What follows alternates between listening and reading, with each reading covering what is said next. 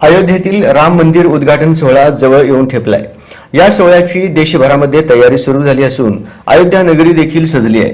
वेगवेगळ्या क्षेत्रातील जवळजवळ 8000 पाहुण्यांना या कार्यक्रमाचे आमंत्रण देण्यात आले आहे।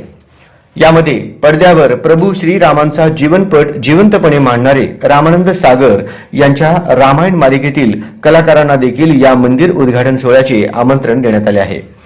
त्याची अयोध्येमध्ये येतानाचा व्हिडिओ सोशल मीडियावर तुफान व्हायरल झालाय। जुन्या काळातील लोकप्रिय मालिका आणि ज्या मालिकेतील लोकांच्या मनावर राज्य केले अशी रामानंद सागर यांची रामायण मालिका आहे। या मालिकेतील कलाकारांनी आपल्या जिवंत अभिनयाने प्रेक्षकांच्या मनामध्ये घर केले। आजही प्रभू राम साकारणारे अरुण गोविल, सीता साकारणाऱ्या दीपिका चिखलिया आणि लक्ष्मणाची व्यक्तिरेखा साकारणारे सुनील लहरी यांची पूजा करणारे अनेक लोक आहेत। अयोध्येमध्ये राम मंदिर उद्घाटनाच्या सोहळ्यासाठी हे तीनही कलाकार अयोध्येमध्ये दाखल झाले आहेत। या 3 कलाकारांचे अयोध्येमध्ये जोरदार स्वागत करण्यात आले। त्यांच्या भोवती नृत्य देखील सादर करण्यात आले। यावेळी रामायण मालिकेतील सीतेची भूमिका साकारणाऱ्या अभिनेत्री दीपिका चिखलिया यांनी लाल रंगाची साडी परिधान केली आहे, तर अरुण गोविल आणि सुनील लहरी हे पिवळ्या आणि पांढऱ्या रंगाचा कुर्ता पायजमा घातलाय।